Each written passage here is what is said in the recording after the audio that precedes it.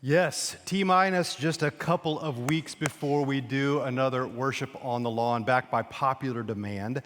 I don't know about you, but I watch that video and I think, man, it's just good to get to be outside.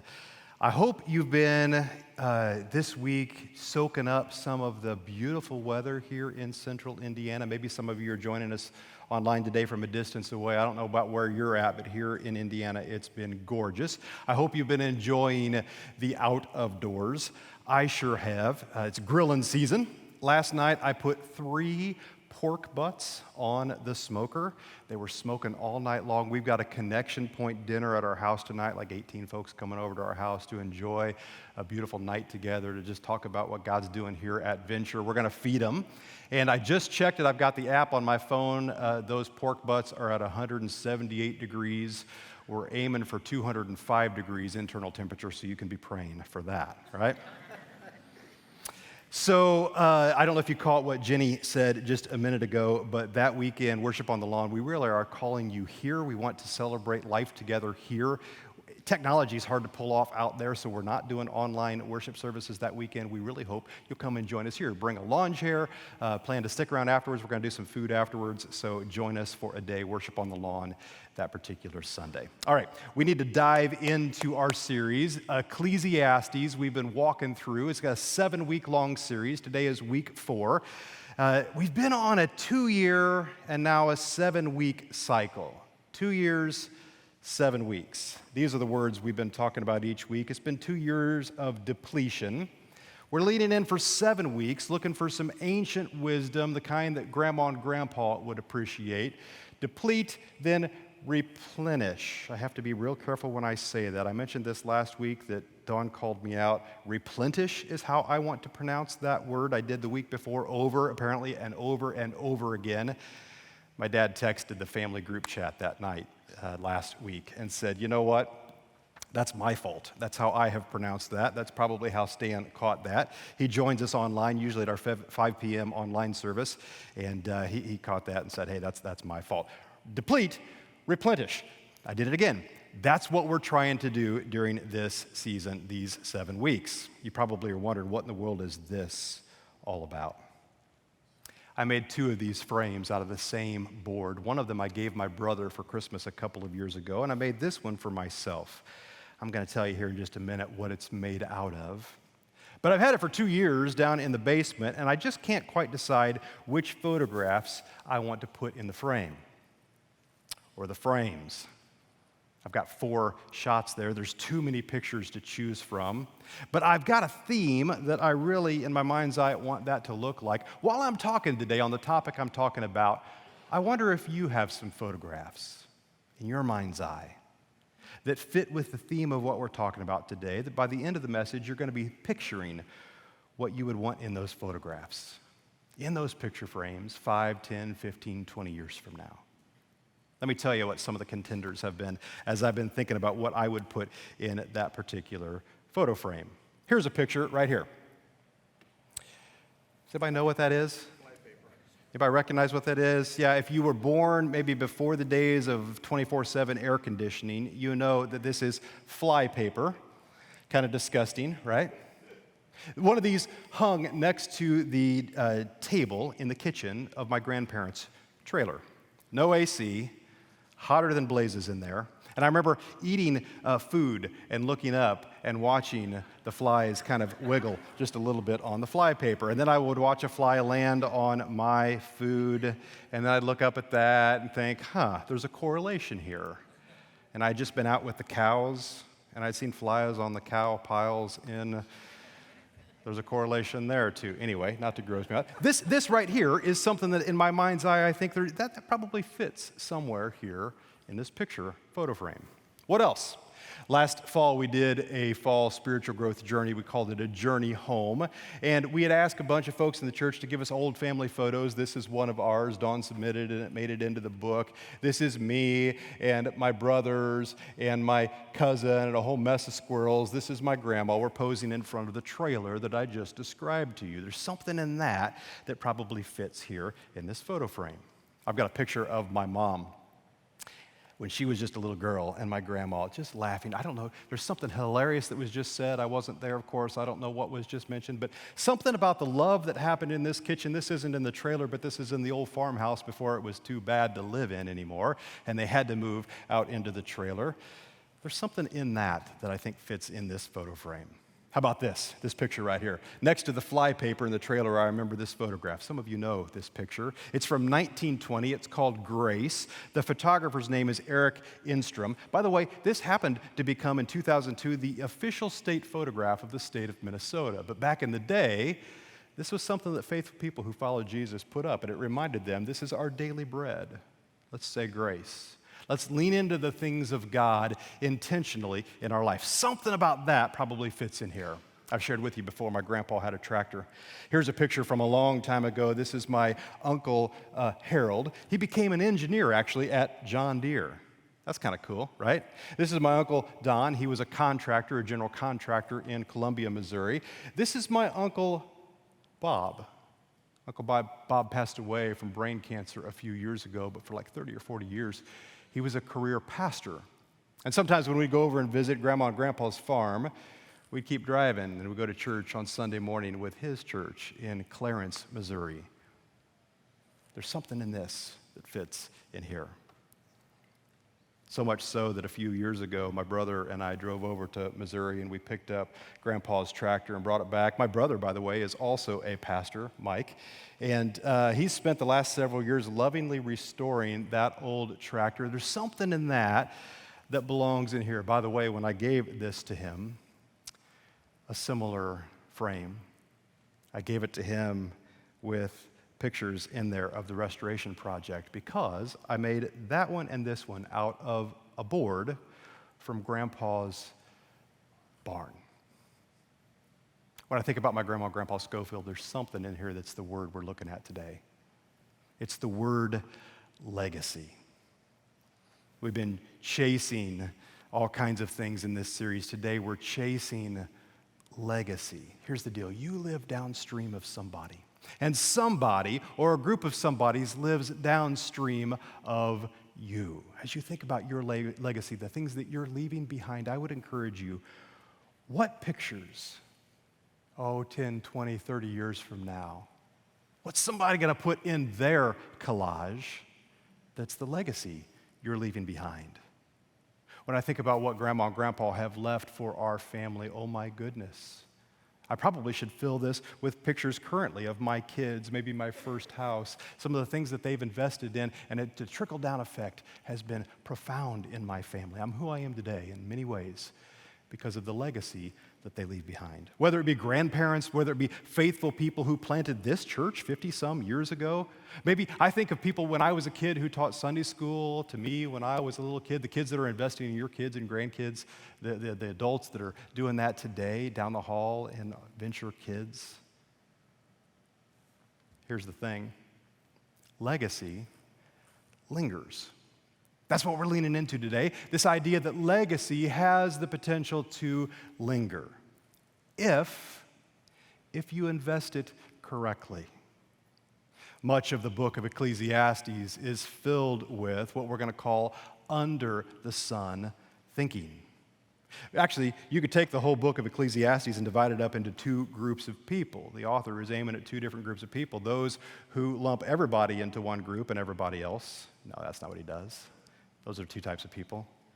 No, it's the two types of people, one that lives under the sun and those who live with above the sun thinking, because this is the realm of God. Under the sun is the realm of men. Much of the book is filled with under the sun thinking. We see meaningless over and over again, but every once in a while, our eyes are raised and we look above the sun, the realm of God. For example, in Ecclesiastes chapter 3, verse 11, check this out. He, God, has made everything beautiful in its time. He's also set eternity in the human heart. And when we raise our eyes above the sun, we can tap into that, yet no one can fathom what God has done from beginning to end. How about this verse in Ecclesiastes chapter 3, verse 14? He says, I know that everything God does will endure forever. Everything that God does Nothing can be added to it, nothing taken from it. God does it so that people will revere him. When we think about legacy, we need to lean into the first part of that particular sentence. A couple of definitions before we dive in. Let me remind you, if you've been tracking along with us, whenever you see the word meaningless, this is the Hebrew word Fehl in the book of Ecclesiastes. It literally means vain striving. It's like that image of trying to run up the down escalator, and you never can reach the top of the world's longest escalator. Under the sun, whenever you read this in the text, this literally means a life without God. So if you see that phrase, you just got to be thinking, hey, he's talking about this side of the equation, life under the sun.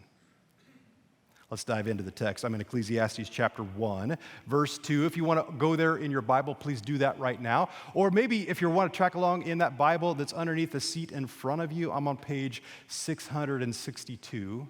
Page 662 of that Bible. Open it up. Let's read together. Ecclesiastes 1, verse 2. Meaningless, says the teacher. Again, in my opinion, we're talking about Solomon. He never names himself, but I think Solomon wrote the book of Ecclesiastes. Utterly meaningless. Everything is meaningless. Happy Sunday morning. What do people gain from all their labors at which they toil under the sun? Generations come and generations go, but the earth remains forever. Think about that. Think about legacy. The sun rises and the sun sets and hurries back to where it rises. The wind blows to the south and turns to the north. Round and round it goes, ever returning on its course. We don't know for sure that he did, but in my opinion, Solomon wrote the book of Ecclesiastes. Solomon, oh my goodness, he chased after all kinds of wisdom opportunities, experiential opportunities under the sun, including, we read in the text, I think it's in, is it 1 Kings or 2 Kings? 1 Kings, chapter 11, verse 3 says he was married to 700 wives, princesses, and he had 300 concubines. He explored stuff, right? Including, he married, I don't know if you've ever caught this before, but he married, it tells us in 1 Kings chapter 3, verse 1, he married Pharaoh's daughter, the king of Egypt. Solomon became allied to Pharaoh, king of Egypt, by marriage and took Pharaoh's daughter and brought her into the city of David until he had made an end of building his own house and the house of the Lord and the wall of Jerusalem around it. Isn't that interesting? So Solomon was tapped into ancient Egypt. You ever seen the pyramids? You ever seen a picture of the pyramids?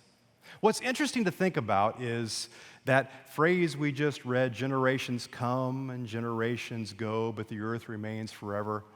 When Solomon wrote this 3,000 years ago, I don't know if you ever thought about this before, but the Egyptian pyramids were already old then. They were already ancient then, many of them, and beginning to crumble already at that point in human history. I bet Solomon knew this. I bet he might very well have been picturing this then. I've got a graph that shows this. This is the span of when they were built, all the way back to, 2600, 4000. This is the beginning of this era. By the way, Solomon, if it's him that's writing Ecclesiastes, he would have written right about here. This would have been about the time of Father Abraham. Ancient, right? Generations come, generations go.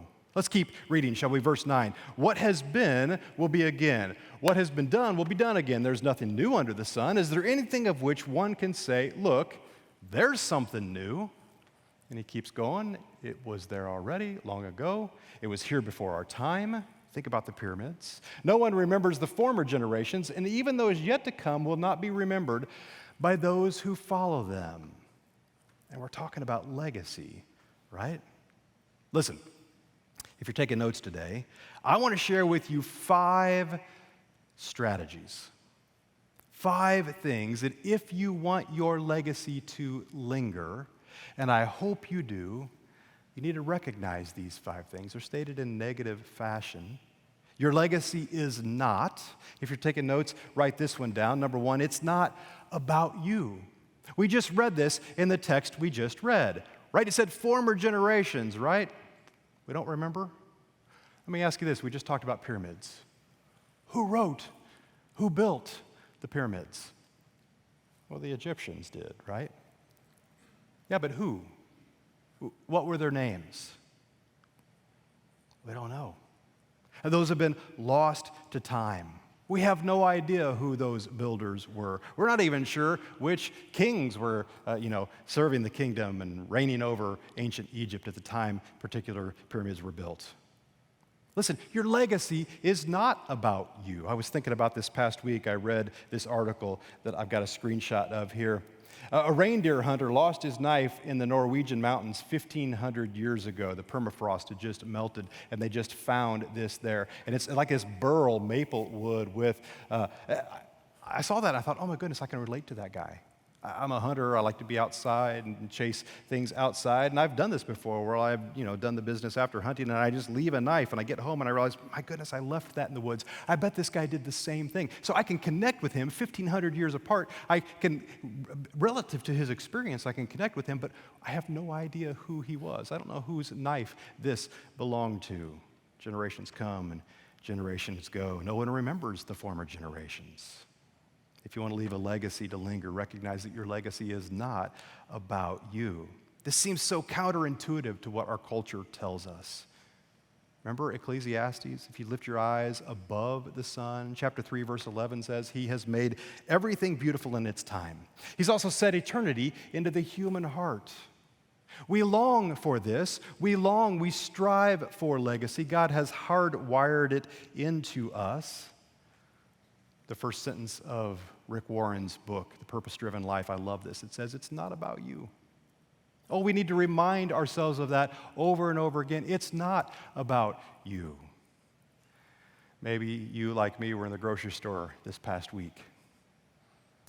Maybe not like me, you noticed or didn't notice an elderly gentleman that wanted to pay by checkbook. Who pays with a check anymore, right? I mean, have you heard of Apple Pay, right? But he's fumbling with the checkbook, and then he can't remember the date, and his hands were shaking. It was hard to write. He didn't have a pen at first. He couldn't remember the date. I've got important places to be, right? I've got things to do. She notices it's an out-of-state check, and so she calls for approval. My goodness, this errand, this pop in, pop out, packed schedule, right? I don't have time for this. It's not about me, right? Or maybe you were at a restaurant, you saw a waitress who was having a rough day, and you'd ask 3 times for a bottle of ketchup, and she never brought it. And then you happen to look in the back, and you see that she's crying back there to a coworker. Come on, I've got stuff to do. I've got things to be about. I want my ketchup. Doggone it. It's not about you. That's under the sun thinking. Above the sun thinking might be to lean in and encourage that elderly gentleman and say, hey, listen, it's all good. How can I help? Or maybe to the young lady, my goodness, would we even dare? How can I be praying for you? I see you're having a rough day. Under the sun versus above the sun thinking. It's not about you. Your legacy is not about you. It's about what you leave behind for Him. I want to pick up the text today and I want to spin it. We're going to look at the same passage we looked at last week on Mother's Day. That's right, we talked about the value of work because moms work, right? But we're going to spin it 90 degrees today. We're going to study it from another angle. We're going to be looking at the result of work because the writer of Ecclesiastes has something to say about chasing legacy. Check this out, Ecclesiastes chapter 2. So, verse 17, I hated life because the work that is done under the sun was grievous to me. All of it is meaningless, a chasing after the wind. I hated all the things I had toiled for under the sun because I must leave them to the one who comes after me. And who knows whether that person will be wise or foolish, yet they will have control over all the fruit of my toil into which I have poured my effort. And because I must leave them and skill under the sun, this too is meaningless. So my heart began to despair over all my toilsome labor under the sun. For a person may labor with wisdom, knowledge, and skill, and then they must leave all they own to another. And they've not worked for it. This too is meaningless and a great misfortune. What do people get for all the toil and anxious striving with which they labor under the sun? All their days, their work is grief and pain. Even at night, their minds do not rest. This too is meaningless. A person can do nothing better than to eat and drink and find satisfaction in their own toil. This too, I see, is from the hand of God, for without Him, who can eat or find enjoyment? To To the person who pleases him, God gives wisdom, knowledge, and happiness, but to the sinner, he gives the task of gathering and storing up wealth to hand it over to the one who pleases God. Legacy, right? This too is meaningless, a chasing after the wind. From that, we pull the next several lingering legacy strategies. If you want your legacy to linger, recognize this, that your legacy is not, it's not your purchasing power. Did you catch that in verse 18? I hated all the things I had toiled for under the sun, because I must leave them to the one who comes after me. You ever see a garage and recognize when that garage door is up, oh my goodness, they're using that garage as a closet. It's just packed full of all kinds of stuff. I might be guilty of that. Why? Because we're told, go buy more. And what do we do when we're told that? We buy more. And then when we die, who do we leave all of that mess for, right? Those who come behind us to take care of it. Think of all the things that you have that weigh you down, and as you think about what you want to be remembered for, the legacy you leave behind, lift your eyes up to above the sun, stop thinking below the sun thinking, because your legacy is not about your purchasing power. What else is it not about? If you want your legacy to linger, recognize that it's not about your achievement. Oh my goodness, this will preach in the world we live in today. Remember verse 19? And who knows whether that person who's going to follow behind me will be wise or foolish. Yet they will have control over all the fruit of my toil, into which I've poured my effort and skill under the sun. This is meaningless. I begin to despair over all of my toilsome labor under the sun. And I think of myself, and I think of all the times that I leaned into career. This will preach with a group of preschool families here in the next hour, right? To set our standards, to set our priorities, and oh my goodness, do I need to stay late at the office tonight, or do I need to invest in the next generation? For the legacy that I want to leave behind, that is above the sun thinking, not below the sun thinking. Listen, preschool moms and dads, you're gonna blink. Don't buy into the myth of quality time. Quality time really is a myth. It is. Because quality doesn't happen on their timetable. Rather, quality plus quantity, well, this is where you get a quality life. And this is where you can leave a legacy with above the sun thinking. This is not designed to be a guilt trip. This is designed to simply call to an honest evaluation. Why? Because your legacy is not in what you achieve. All those sports trophies that collect dust in the hallway closet, they're not worth anything, right? Rather, what snapshots of time spent together fill the photo album of your kids' and your grandkids' mind's eye? Especially with the things that you've leaned into with them that are above the sun thinking. If you want your legacy to linger, recognize, number 4, that your legacy is not your earning potential. Oh my goodness. We live in a type A, fast-paced culture, especially here on the north side of Indianapolis. I'm talking about your past, your present, and your future earning potential. Remember, verse 21 said, for a person may labor with wisdom, knowledge, and skill, and then they must leave all they own to another who has not toiled for it. This too is meaningless, and it's a great misfortune. What do people get for their toil and anxious striving for which they labor under the sun? The answer to that is nothing, right? There's a passage in 1 Chronicles chapter 29, verse 15 that says, we are foreigners and strangers in your sight, God, as were all of our ancestors, including, we read about this in the New Testament in Hebrews, ancestors like Abraham. We just placed him on the timeline of the pyramids, right? In chapter 11, verse 9, it says, by faith, he, Abraham, made his home in the promised land like a stranger in a foreign country.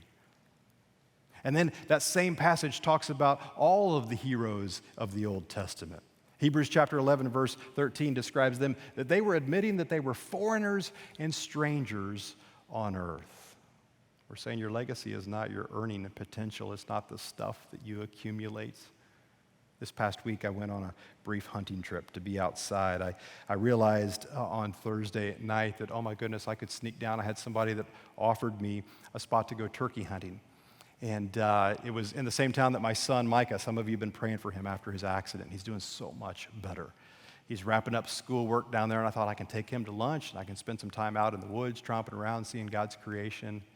I have Marriott points. Dawn and I do that, and so I was able to book a free hotel night, and I went in and stayed there and got up early in the morning, went out tromping around the woods. When I arrived at that hotel, I thought, man, I like this. This is a nice space. I like that TV. I'll just load it up in my truck and take it with me when I leave, right?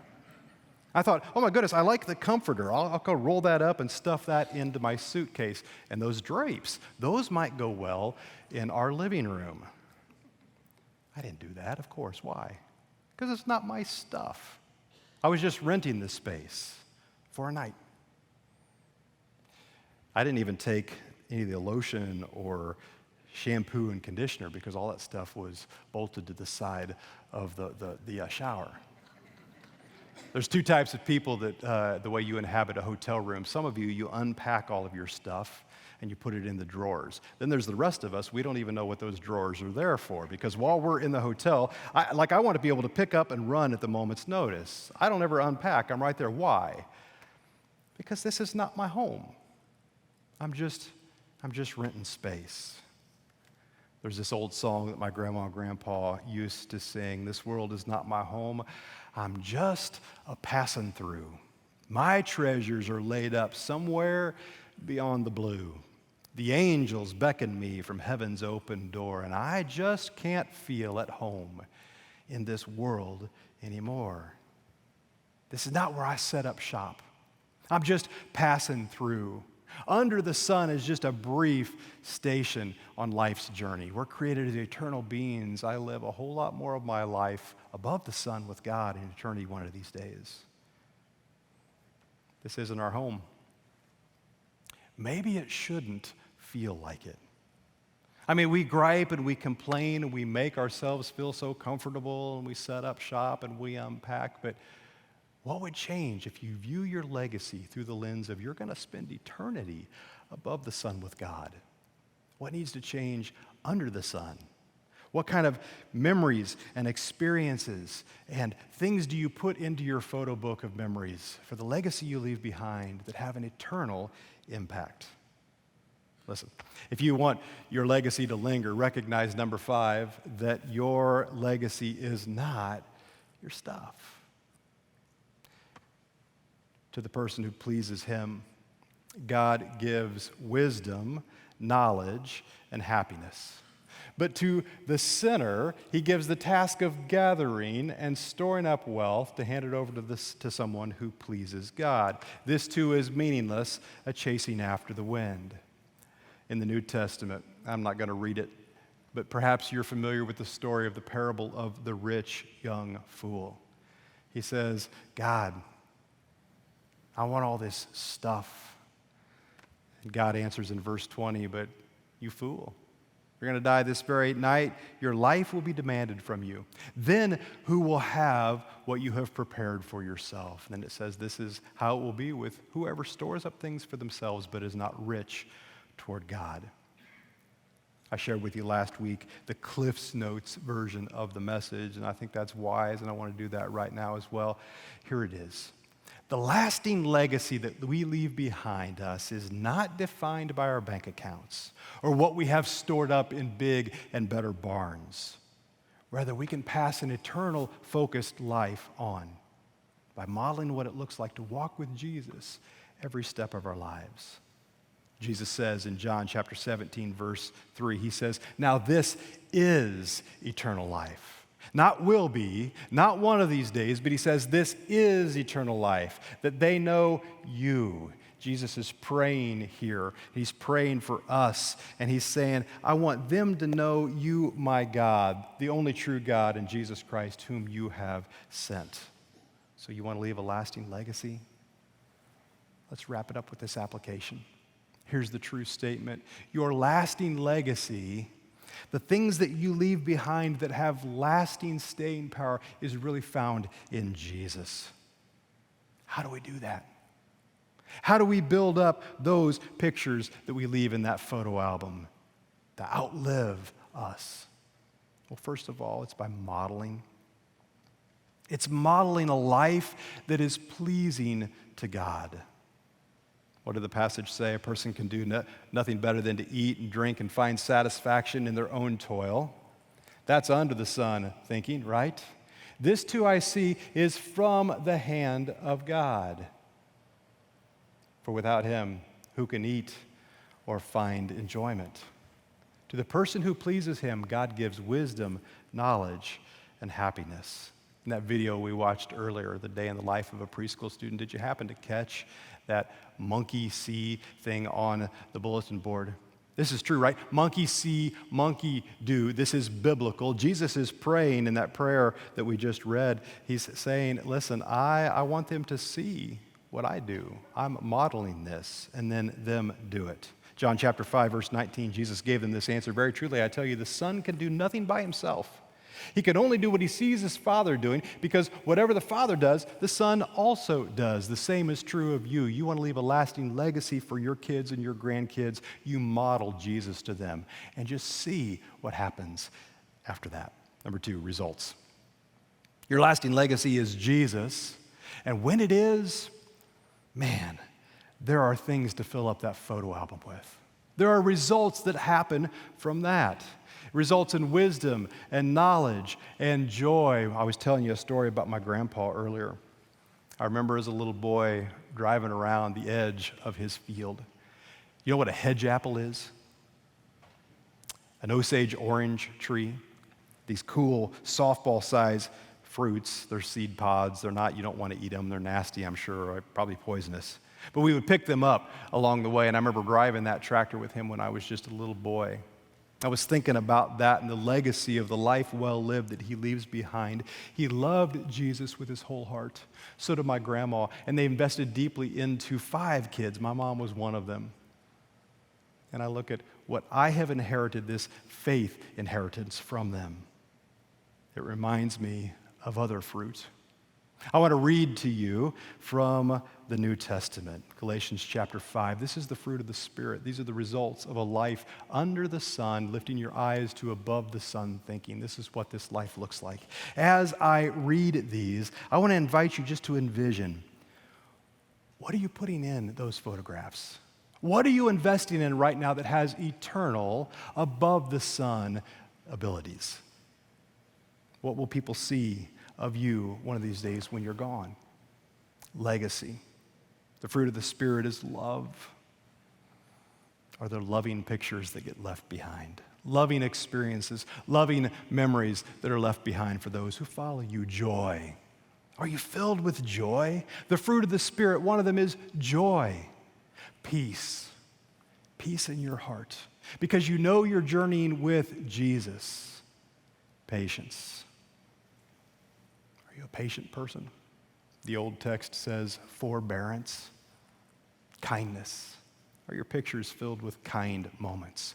Goodness. Are you a good neighbor? Do people want to be around you? Faithfulness. Oh, can we count on you in a moment's notice? Are you gentle?